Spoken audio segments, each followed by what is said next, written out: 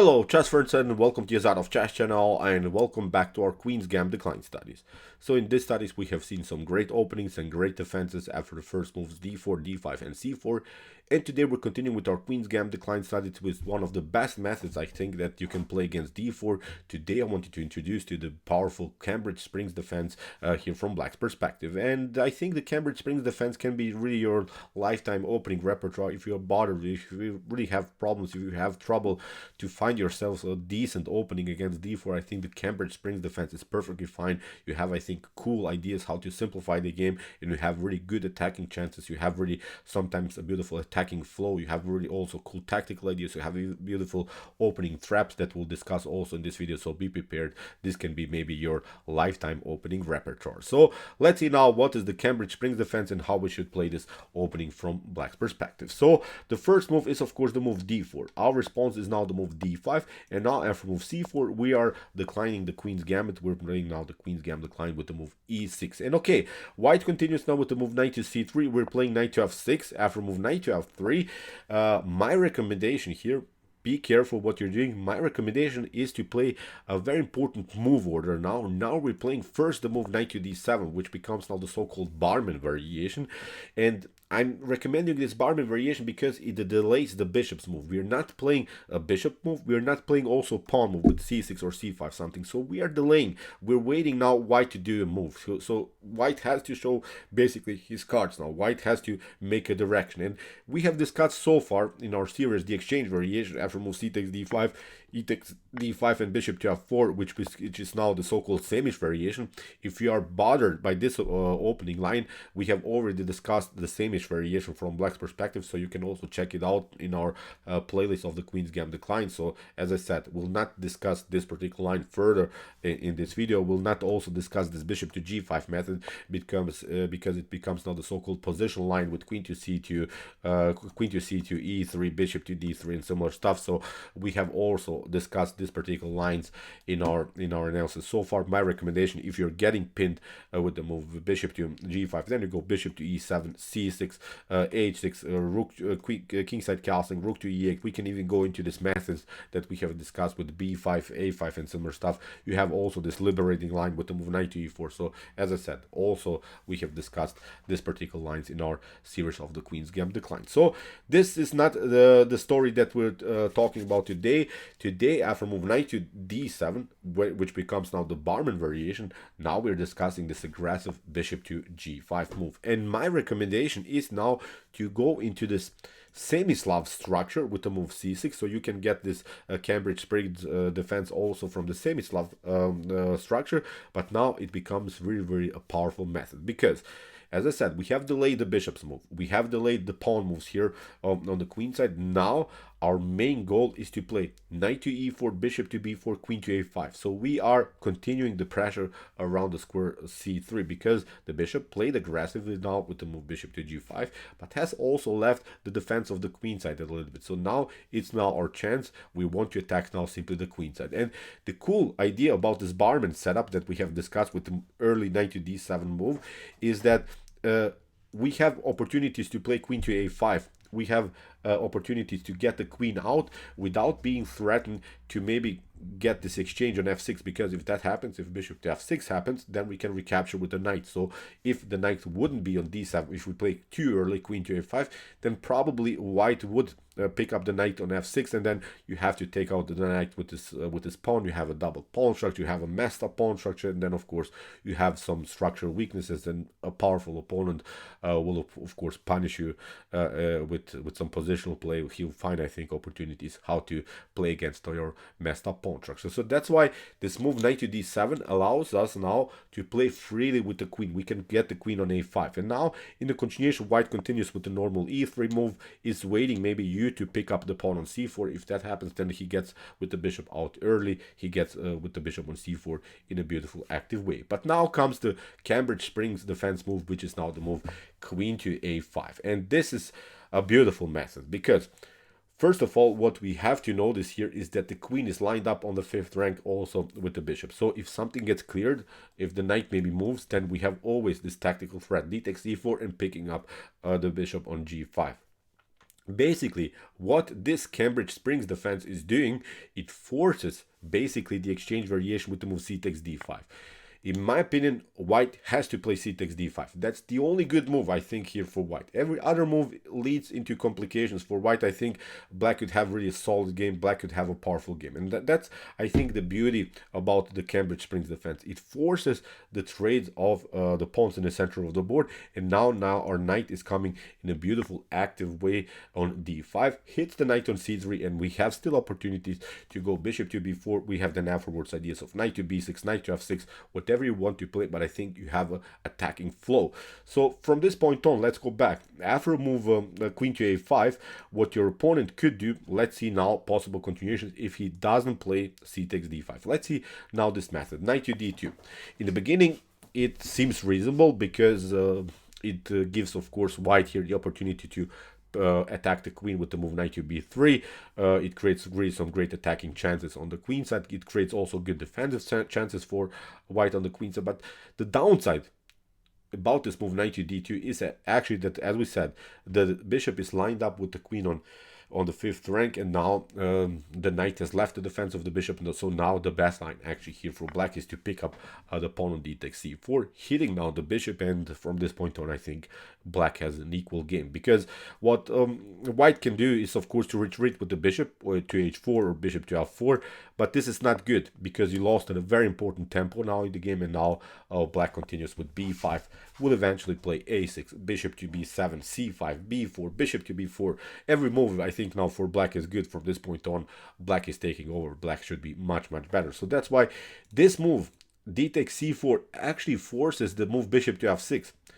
White has to play bishop to f6. White has to give up the powerful bishop pair in an early stage of the game. And that's, I think, mission accomplished. When we play with the black pieces, we cannot hope for better. We are now in move 8, and we have already a bishop pair. We have a solid structure. Okay, we can agree the bishop on c8 is not in best of shapes, but we will eventually maybe get our ideas with knight to d7, e5. We're breaking in the center, then maybe we can liberate the long diagonal for the light square bishop. This dark square bishop has a good activity. So okay, white has good chances with his powerful knights in the center. Knight to c4 will be continuation, queen to c7, rook to c1. Okay, it's an equal game, but I think we can get something out of this position with our beautiful bishop pair. So, as I said, in my opinion, this move knight to d2 is not the best of ways here for white, because especially of this d takes c4 continuation. If you don't like maybe this outcome with d takes c4, that's also, I think, the cool part about the Cambridge Springs defense. You can be flexible. You cannot, don't have to play d takes c4 immediately. You can maybe play some other ideas. You can play bishop to b4. It's this, I think, a decent choice, because look at this. After queen to c1, maybe protecting, or queen to c2, we'll discuss now both of these moves. Again, we can play knight to e4, maybe pressuring, but I think again the d takes c4 idea is perfectly fine. After a bishop to f6, knight to f6, again we'll reach the similar position. So what I don't like maybe about this move bishop to b4 is this queen to c2 line. This queen to c2 line actually has to be met with a very aggressive move, and I think things could get complicated after move e5. It's a must move, but it's now something that you should study really for yourself at home, really in a deeper way, in a hard way. This line is very aggressive. It leads into complications. It's a really wild method. There are really cool tactical ideas for both sides. So that's why I would not recommend you to go into such a complicated line. So that's why maybe with the move bishop to b4, you're forcing more complications. So that's why, as I said, after move knight to d2, go into this line, d takes e4, hits the bishop. The bishop has to pick up now the knight to f6, knight to c4, queen to c7, rook to c1, bishop to e7, castling, and this is good play here for black. So let's go back. After move queen to a5, we have discussed now this move knight to d2. In my opinion, as I said, nothing here spectacular. So let's see now what happens. For instance, if here the move queen to b3 happens.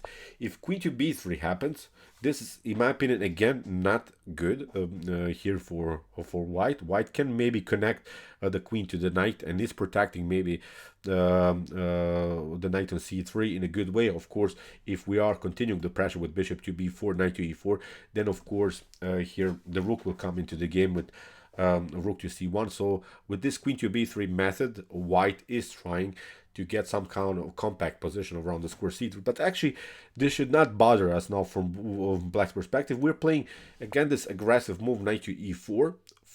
We're continuing the pressure, because when the bishop gets out on g5, we have always to notice that the bishop is not defending anymore the king. So the bishop had a good activity, but it's not now a good defensive move. So now after move knight to e4, many things can be played. For instance, here the best move again for white is to proceed with c takes d5, the exchange variation. But look what happens if white continues maybe with the move bishop to h4. Then you have a beautiful tactical shot, g5. G5 is beautiful because look at this. After knight to g5 and knight takes g5, white could make a mistake and pick up the knight with g5. Then you have this one, d takes c4, hits the queen. Of course, the bishop is hanging. Again, this problem's on the 5th rank. That's, I think, something that bothers white for the whole game. Always this tension on the 5th rank. So actually in this scenario, again, white has to play c takes d5. After bishop to e7, we can hang on to our also piece here in the continuation of the game. So black is continuing now here the game with an extra piece. So it's really wild how you can fall for this in an early stage of the game. So see, after move knight to e4, bishop to g5 or bishop to f4, you have this beautiful g5 move. You are always decoying one of these pieces to the 5th rank, and you're trying then to move d takes c4, which of course hits again the 5th rank by the queen. So really beautiful tactical shot. So after move knight to e4, your opponent has to play now, I think, c takes d5, again the exchange variation, which creates, I think, a simplified way now for black to play the game, because the move c takes d5, okay, it releases the pressure a little bit for white, but I think it releases also the pressure a little bit for us. So now again we can play now knight to g5, I think, knight to g5, and again we can play e takes d5, and we are continuing the game with the bishop pair. And again here black should be slightly better. We have still the activity. Knight will come into the game, and now even after e takes d5, look at this, the bishop gets finally out. We have said that this bishop is not the best of pieces of ours, of course, so that's why with this particular line finally the bishop gets out. This bishop has a good activity anyway, so it's now, I think, again a powerful play here for black. So as I said, this queen to a5 move, if white continues with queen to b3, in my opinion, nothing spectacular. Let's see now what happens if queen to c2 happens immediately. Again, I think we can go with this knight to e4 move. With the same tactical shot. Again, it forces this move c takes d5, the exchange variation. Then again we can play knight to g5, knight to g5, e takes d5. Again, a solid game. What you can do instead of the c takes d5, again, is bishop to h4 method, but we are continuing now with bishop to b4. Bishop to b4 is now very good position for black, because you can maybe get challenged with the move knight to d2. But look at this, what happens. We have now knight takes c3, b takes c3, and again you're losing the battle against around the square. So you can maybe try a3, but now again knight to c3 can be the continuation, bishop to c3. So we have now really great opportunities here to simply battle around the square. So in my opinion, nothing spectacular also in this particular line, because there's simply too much pressure around the square c3. So after bishop to b4, for instance, if rook to c1 happens, if white wants to protect the c3 knight in a different way, then we have always this tactical shot, queen takes a2, and we have a solid game. Again, we grab the pawn. You cannot take out, of course, with the knight because of the bishop's activity. So from this point on, I think it's a one-way ticket. So nothing spectacular. So let's go back. We have now discussed many moves. From move queen to a5, what your opponent could do is now even the worst way, maybe bishop to f6. But nothing spectacular in my opinion. Again, we're playing knight to f6.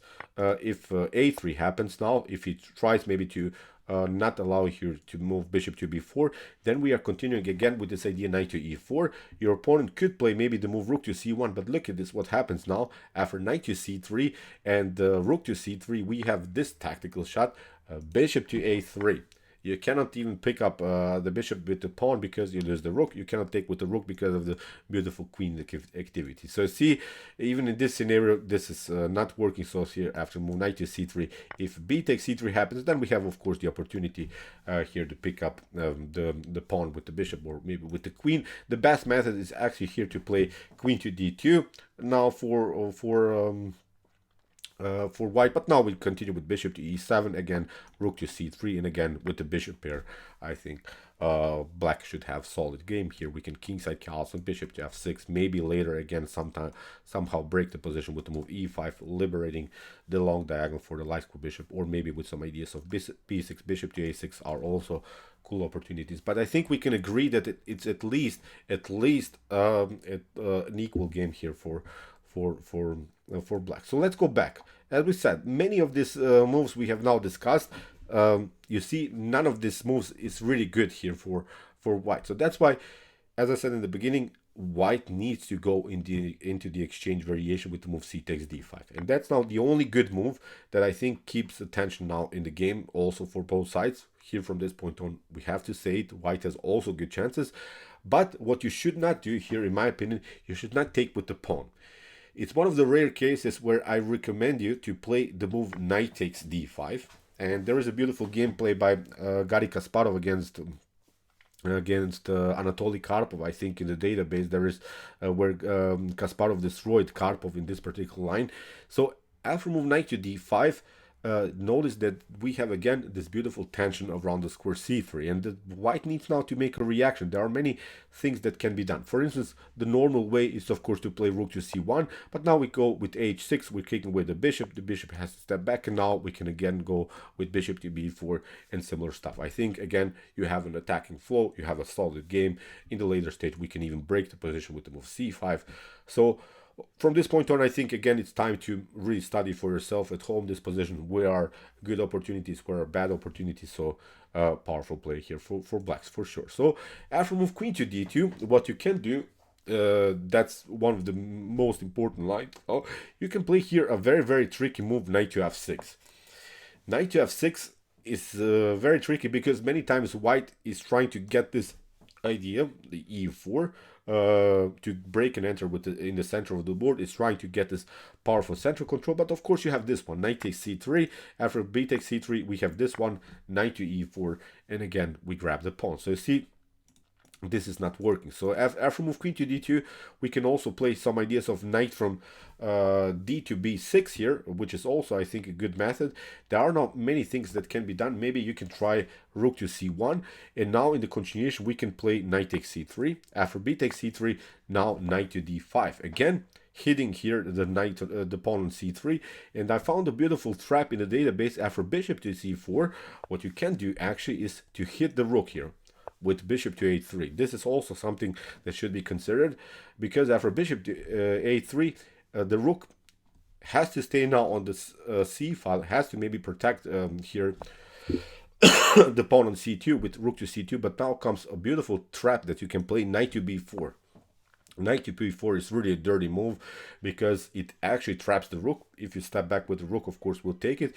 If you pick up the knight, then we have bishop to b4 and you lose the queen. So this is also something I think that should be discussed. So after move knight to b6, as we said, if rook to c1, we pick up the knight, b takes c3 has to be played now, and now we play knight to d5, hitting here simply the position. Here in the continuation, bishop to d3 has to be played, and now we can pick up again the pawn.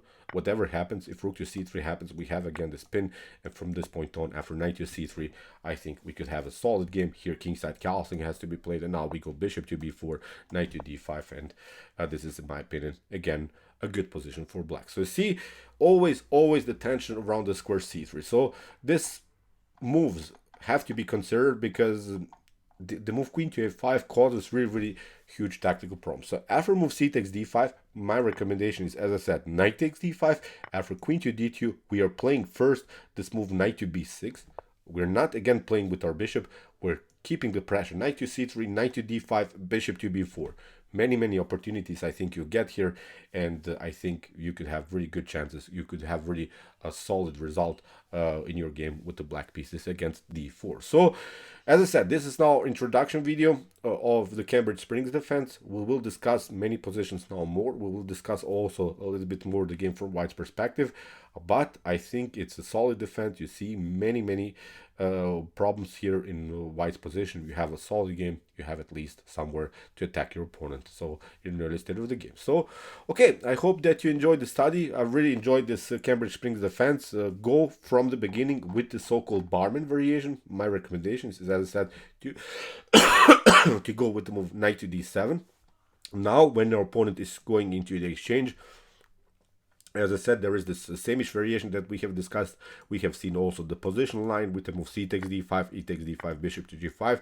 So these were the methods that we have already discussed in our own games. But now, after move bishop to g5, we're going into this semi-Slav structure. Queen to a5, bishop to b4, knight to e4 are good methods, and I think you could have really a powerful game. So I hope that you enjoyed the game. If you want to see more about the Cambridge Springs defense, but also about some other Queen's Gambit decline studies, here's the link of our whole playlist. You can also check it out with some other ideas, with some other opportunities in our d4 studies. And if you like this content, don't forget to subscribe to my channel.